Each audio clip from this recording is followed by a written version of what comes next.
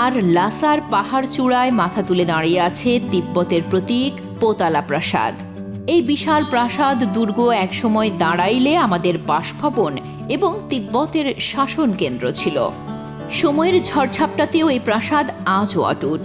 ভোরের আলোয় পাহাড়ের উপর শুভ্র রক্তিম কাঠামো উজ্জ্বল হয়ে ওঠে, যেন তিব্বতের অটুট বিশ্বাসের জীবন্ত প্রতীক।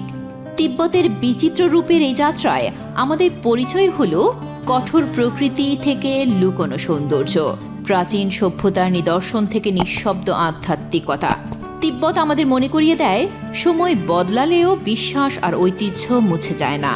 নীরবে নিষ্ঠা ভরে মাথা উঁচু করে তিব্বত তার চেতনাকে বাঁচিয়ে রেখেছে।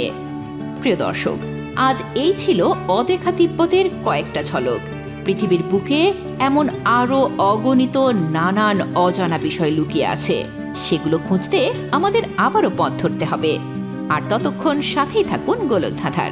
দেখা হবে গোলকধাঁধার পরবর্তী অভিযানে।